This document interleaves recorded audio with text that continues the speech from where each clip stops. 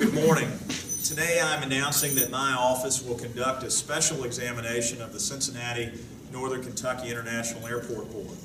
This exam was prompted by recent media reports that have raised concerns about travel and spending by the Kenton County Airport Board, which owns and operates the international airport. Spending and travel by the board and airport administrators will be reviewed.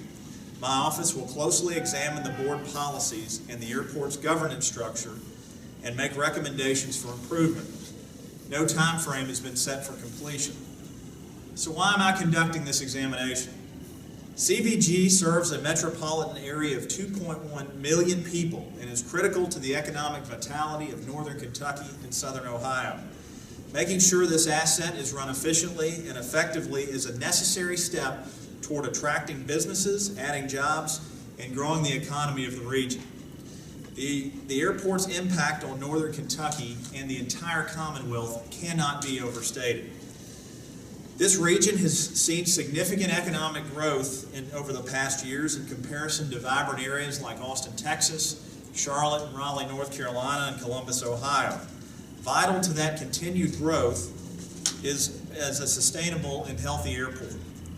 CVG has lost hundreds of daily flights and millions of passengers in the last decade. It was recently ranked the second most expensive airport in the country. Yet at the same time, it's the 12th largest cargo airport and is considered the best regional airport in the nation. New carriers have recently announced that they will begin adding flights. In the last 6 months, we've seen real progress. However, the airport is at an important crossroads in its 65-year history. And my goal is to provide a roadmap for improving operations and fostering growth.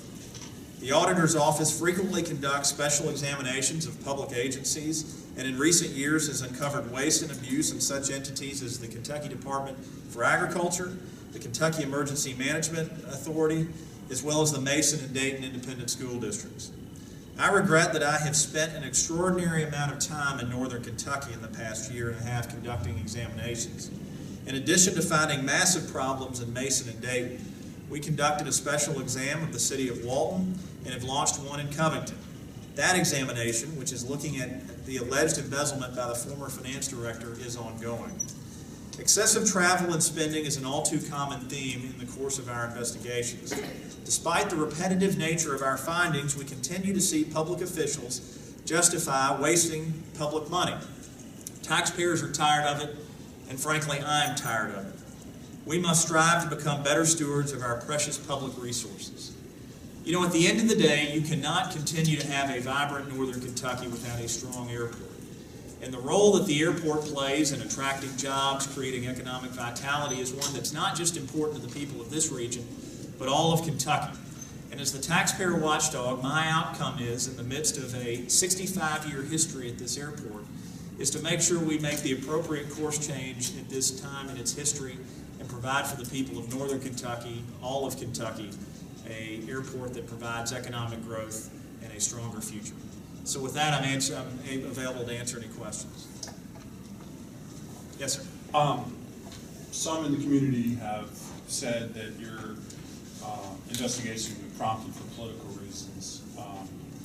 The day after our story in the Inquirer came out, Chris Knockelman requested this investigation. Can you talk about the reasons behind? Well, first of all, who's Chris Knockelman? I'm not familiar with Chris Knockelman. He is a Kenton County.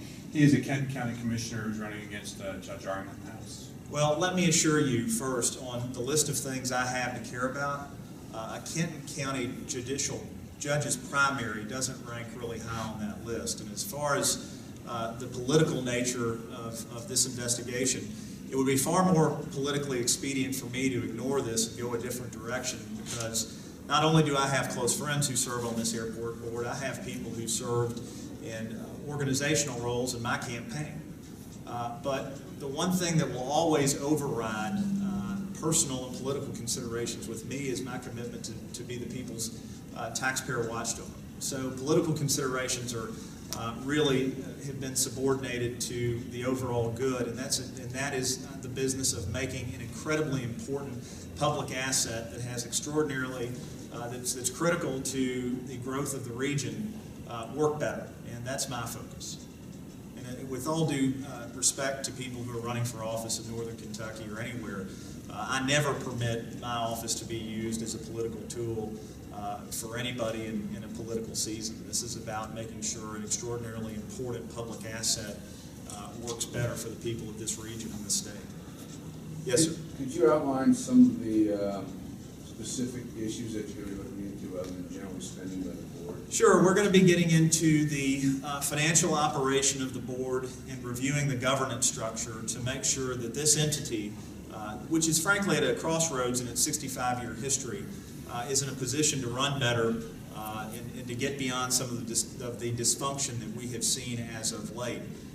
Again, I can't overstate how important this airport is, but given the impact it has on the community, given that you have folks from all over the state and all over Ohio who travel who rely on this airport for business growth, I obviously am aware of the frustration of many people up here who understand that that this is the second most expensive airport in the country, and you have a lot of people from right here in this region who take trips to Dayton or Lexington or Louisville in pursuit of a lower fare. What we have to do is make sure that this entity is running as effectively, honestly, and wisely as it possibly can to make sure that not only the consumers but the taxpayers get the return on investment that that they should be able to expect. And what are some of these things that are concerns? Kind of pinpoint some concerns, and what are your concerns as you look through this spending? Well, particularly what I'm concerned about are the travel. What the investigators in my office, who I will point out I believe are the best investigators that you'll find anywhere, what we've seen over the years is that if you have issues that pop up in certain areas of your financial operation, it's usually an indicator of discrepancies in other parts of your operation. So it's certain, given how important CVG is, given the amount of money that goes into this, given the role that it plays in the economic development of the region, certainly the troubling spending that we've seen, certainly the dysfunction on the board merits a far larger review. And as the taxpayer watchdog, that's what we're going to do. And troubling spending, detail what you mean by that. Well, when you see to the more than $100,000 in travel over the span of the last couple of years, when you see $20,000 spent for the board chairman to take a round trip to a conference in Italy, certainly that raises the question of whether those are legitimate expenses or not. And I'm not going to prejudice the investigation of my auditors by commenting too far on that, but they're certainly questionable. And when you have questionable expenses, what that means is you have to ask questions. And it may very well be that these are legitimate expenses that support the mission of the organization, that were done consistent with the policies and procedures of the organization. And if that's the case, then the people who've taken these trips have nothing to worry about. But if indeed they were excessive, if they did not support the mission of the airport to provide affordable service in a growing region of Kentucky, then they ought to lose some sleep. And I'm not going to prejudice my investigation one way or the other at this point, but we are going to let our investigators do their job. What kind of teeth does your office's audits have? I mean, do you have enforcement capabilities? Sure. That's a great question that goes to the mission of what the auditor's office does. The auditor's office is the taxpayer watchdog in Kentucky who is invited to make determinations about the effectiveness, the efficiency, and the integrity with which public resources are invested. So in that vein, we're going to be here in Northern Kentucky reviewing the honesty, the effectiveness, and the efficiency of the operations of the Cincinnati, Northern Kentucky International Airport. Yes, How sir. do you go about doing that? I mean, logistically, do you put the board members in a chair in a room and interrogate them, or what is the process? That doesn't come until later. No, the process is we have incredibly experienced and talented professional investigators and auditors who work in my office who will come in and collect the facts, conduct interviews, and then make a determination based on those facts as to how honest, how efficient, and how effective any public entity is run. And this is what my people and I do for a living, and I think we do it rather well. So the interviews you're talking about, those Sure. are with the board members Absolutely. or the ancillary folks? All of the above. We do, when we come in, we do a thorough investigation that is based on collecting the facts, and then we certainly provide those who are in administrative or governance roles the opportunity to add context.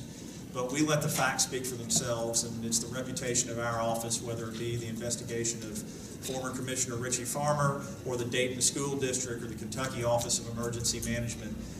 We just follow the facts, and then we don't shy away from them.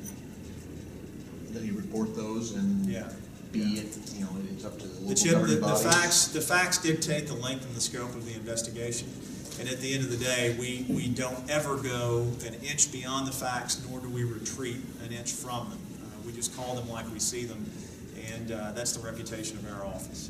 But at some point, it sounds like from what you've said, you get the facts, but say the trip to Italy, you have to find out the reason behind that, which would Absolutely, be an interrogation. which is part of our, well, I Or think not it's an interrogation. interrogation. We don't An waterboard. interview.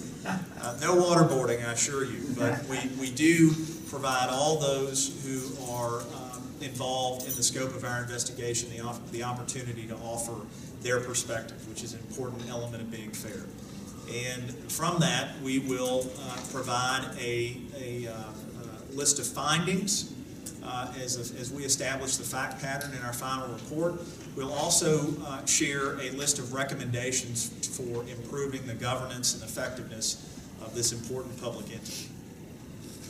There were also some expenses for, I think I read about the manager and the board to get along and try and work these out. Is that part of what you'll be looking at as well? We were going to be reviewing every expenditure made by the airport board, and we'll be we're going to get to the nub of the issue, which is, does the questionable spending on things like travel, is that a consistent theme through every expenditure stream at the airport? And I don't have an answer for that, but I will. I know you said that the facts will dictate the length of the investigation, but do you have an idea? I mean, is this going to be months and months and months, or weeks, or? I hope not, but I will tell you a lesson I learned very early after being elected this job. I thought surely we could wrap up the Richie Farmer investigation in 2 months, and it took 4.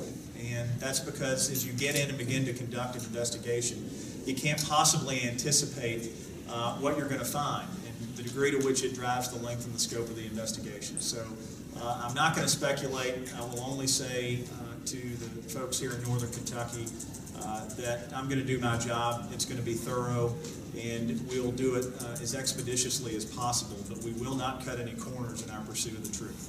Can you order restitution if you find this spending? And can you make referrals to other agencies if you find a potential criminal behavior? Or can you file charges? I cannot file charges, and I cannot order restitution. But what my office does do is we develop the full scope of the degree of the abuse. For instance, in the Dayton School District, we determined the abuse to be of more than $200,000.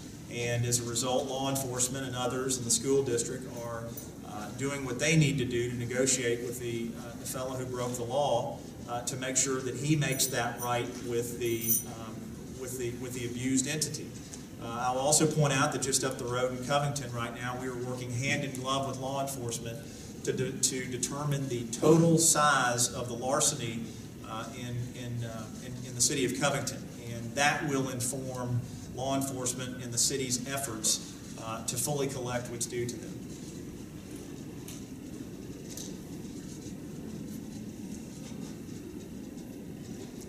All right, anybody else? Great. We'll be keeping you informed of how this works through the process. This is something that at the end of the day impacts every citizen of Northern Kentucky, and certainly by extension the Cincinnati metropolitan area. And we're committed at the end of the day to getting an airport that is in a better position to provide for the people it's intended to serve.